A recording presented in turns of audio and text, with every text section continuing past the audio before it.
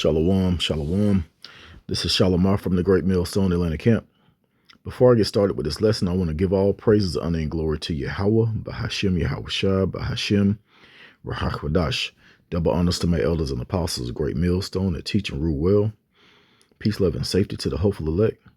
And I just wanted to go into a topic I haven't really touched up on, but it's the three types of men that the Lord created. The Lord said he created all things for himself, even the wicked for the day of evil. So you have the children of the Most High, who is Yasha'Allah, or Israel, which are the princes of the power, or the children of God, or the sons of God, or the sons of the righteous. It's different titles. Then you have the children of men, which are just, regular old nations that are heathens, that's outside of Israel. And then you have the children of the wicked.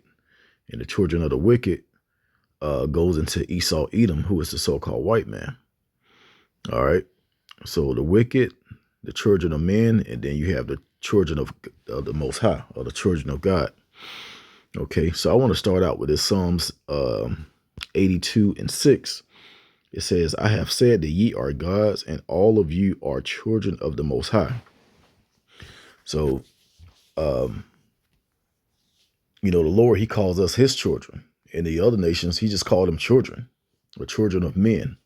Like, they don't really matter. As a matter of fact, he said the other nations are as spittle, like a drop from a bucket.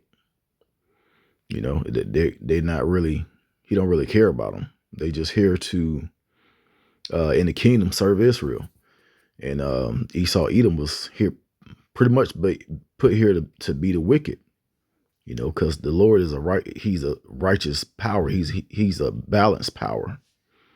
Okay, you can't have righteous without wickedness. You can't have good without bad. Okay.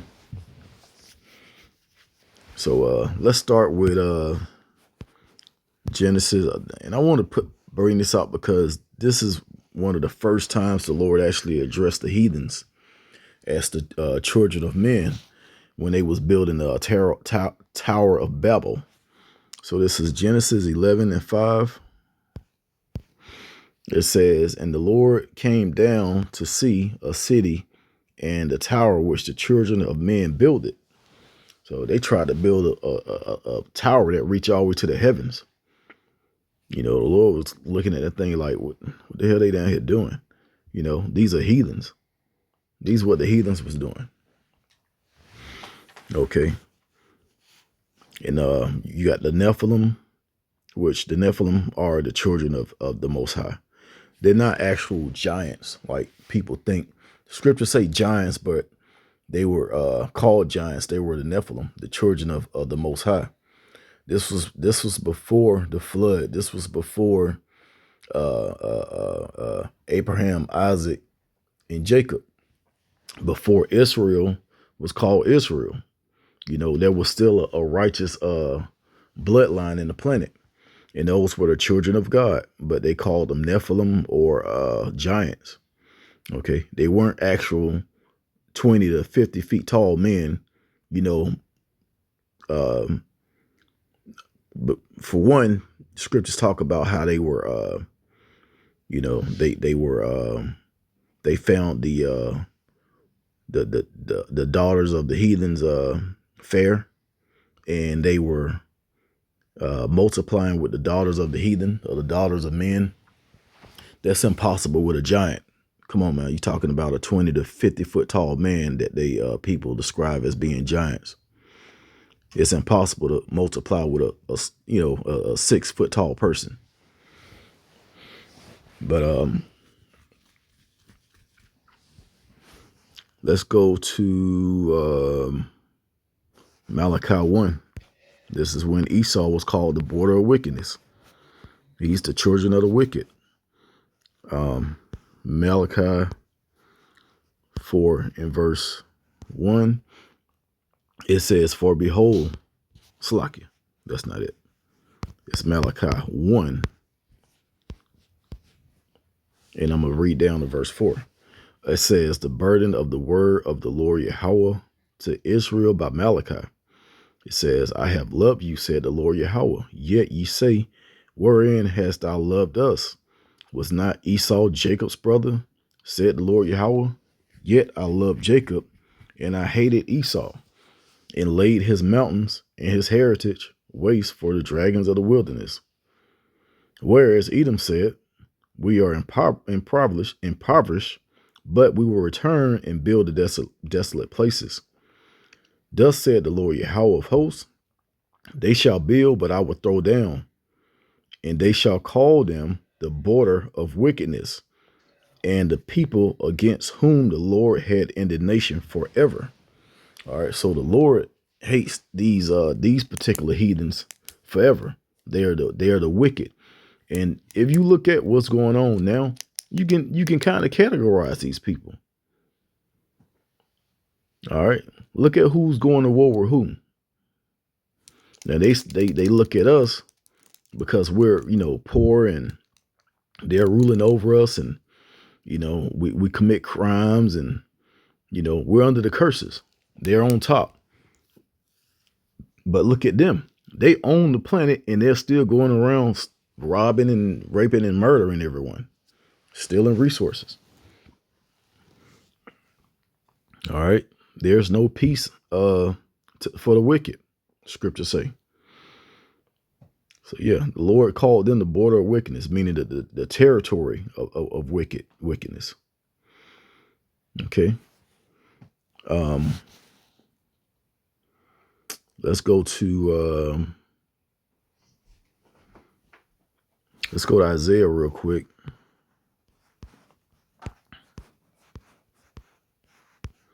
Isaiah chapter 3 and verse 10. It says, say ye to the righteous that it shall be well with him, for they shall eat the fruit of their doings. So this is finally when the Lord is gonna save Israel, but the wicked has to be destroyed first. So he said, finally, we're going to eat the fruit of our doings. And it says, verse 11, woe unto the wicked. So the wicked is going to get destroyed, which are the Edomites, the so-called white people today. And before I continue on that, I'm going to bring up this chart. I'm going to go through this chart real quick. Okay, so this is the 18 nation chart. All right, you have India, which is Elam, Assyria, Ashur. I both sound like Asher. But they most definitely not Asher. Aram, Syria, Ishmael, the Arabs, Moab, the Chinese, Ammon, the Japanese, Edom, Esau, the so-called white people. And then you have the Israelites, you Negroes, Latinos, Native Americans. Then you have the Ethiopians, the Cush, the Egyptians, Mizraim, North Africa is Put, South Africa is Canaan, French, Gomer, Russians, Magog, Greek, Javan, German, Ashkenaz, Slakia. In Spain, Tarshish, and Italy is Kittim.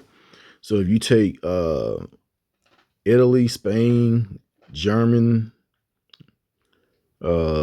Greece, Russia, France, and then you go up to Esau, Edom, those are the children of wicked. And then you have Elam, the Indians, the East Indians, Assyria, the Arabs, Chinese, Japanese, and the Hamites, the Africans, the Ethiopians, Egyptians, North and South Africa. Those are all heathens. And then you have the other third part, which is the Israelites. Okay, so those are the children of the men, the children of the wicked, and the children of God. All right, I'm gonna go back to the scriptures, and it says in Isaiah 3 in verse 11, it says, woe unto the wicked, it shall be ill with him, for the reward of his hand shall be given him.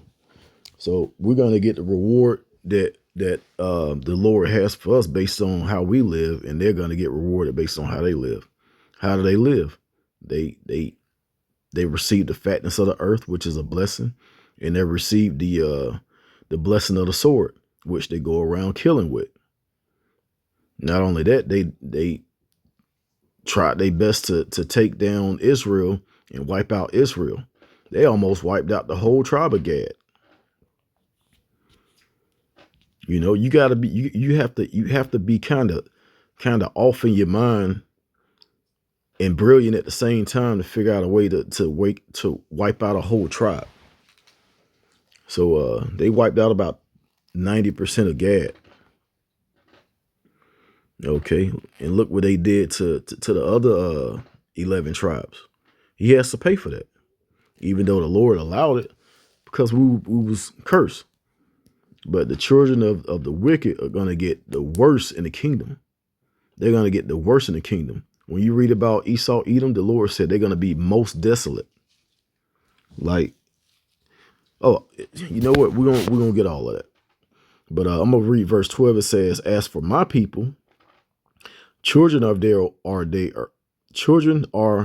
oppressors." And it's not talking about, you know, they sons and daughters. It's talking about the children of men. And it says, "And women rule over them. O my people, they which lead thee, cause thee to err, and destroy the way of thy paths." So yeah, these are the curses that's put on us. Okay.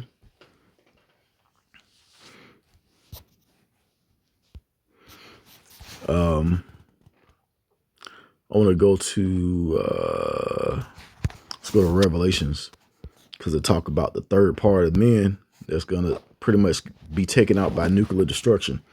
Now you're gonna have Israelites that's gonna die in that destruction. You're gonna have a lot of the heathens are gonna be taken with the thermonuclear fire from the ICBM missiles. Okay, but it's mostly gonna destroy the Edomites in America. If you're Edomite in America, and you're not like not saying that you're a white person, like, because there's some white people that are actually Israelites. You know, they just took on the image of the enemy. And on the other side, you got some people that you might think are Israelites. They Hamites and Edomites, and you know, they heathens, but they look like Jake. They may look like Judah, but it may be Esau. There's a lot of different accounts of that. So, you know, they're gonna get destroyed as well. But yeah, if you're an Israelite, you have a chance to make it. But if you're an Edomite in America, you done for. You done for. Your best bet is to beg. No, you know what? You can't even beg for to be part of the elect that's gonna get thrown into slavery first. Because what is this? There goes Satan putting a virus in my phone. Actually, it comes from this app. I'm gonna probably have to delete this app and re-download it. But yeah, it talks about the third part of men that was taken out by the missiles. So this is Revelations 9 and 17. First part of Revelations 9 actually goes into World War I. And then it starts talking about World War III. But let's go up there and read it. It says, Revelations 9 and 12, it says, "One woe is past. Behold, there come two more woes, more hereafter." So you got, it talks about World War I. That's really another lesson. I actually went over this a couple of times, but you know, it won't hurt to go over it again. But I'm not in this lesson. But yeah, Revelations 9 from 1 all the way down to 11 talks about World War I. So then when you go down, it starts talking about nuclear missiles. Revelations 9 and verse 17, it says, "And thus I saw the horses." It's talking about the missiles. They describe them as horses. Also in the book of Joel, it says the same thing. It says, "Thus I saw the horses in the vision, and them that sat sat on them, having breastplates of fire and of jason and brimstone. And the heads of the horses were as the heads of lions, and out of their mouth issued fire and smoke and brimstone. And this is talking about, like I said, nuclear missiles. Now, don't worry about like the image. Think about the power of these animals that it's describing. That's pretty much what is going into the power of them. It says, and by these three was the third part of men killed. All right. That third part of man is the children of the wicked, Esau, Edom. And that's going to take place in America. You're going to have other heathens and other Edomites that's not going to be destroyed, but they're going to go into captivity. That's why when you go to Revelations 13, it says, he that leadeth into captivity must go into captivity. Okay. So you're going to have Edomites still going, that's going to go into captivity after America is destroyed. And it says, and by the smoke and by the brimstone, which issue out of their mouths, for their power is in the mouth, and their tails, for their tails were like unto serpents, and they had heads with them, they do hurt.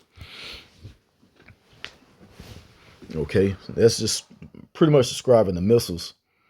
But the main topic is in verse 18, where it says, by the missiles, the third part of men killed. So that's going to be what's going to happen to Esau, Edom in America. Let's go to Ezekiel 35 real quick. And I'm gonna probably end it on this one. Ezekiel 35 and really this whole thing, I think, is around verse 13.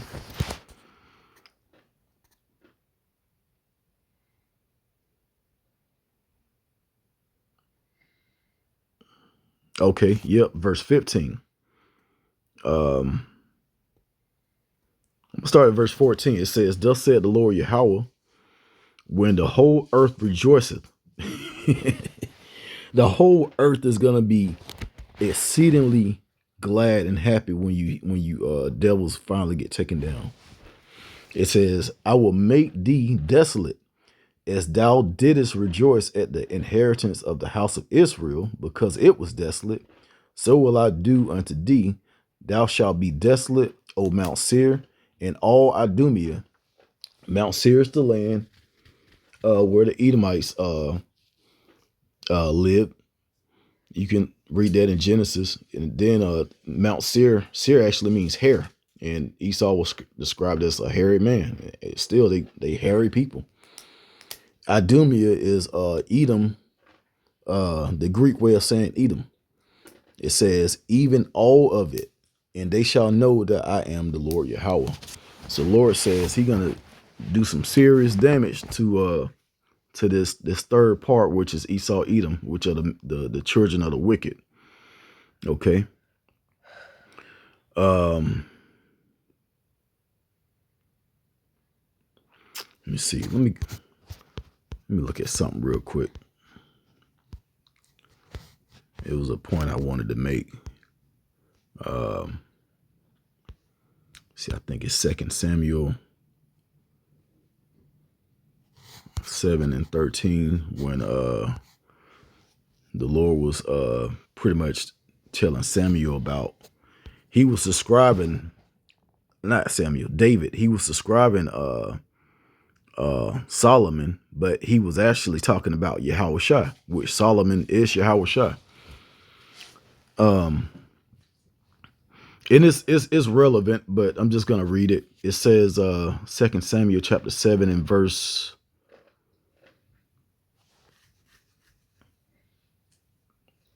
I'm gonna start at verse 13. It says, he shall build an house for my name, and I will establish the throne of his kingdom forever. So Solomon actually built the house in the name of Yahweh by Shema Shai. You know, he built the tabernacle, you know, and the Lord allowed it.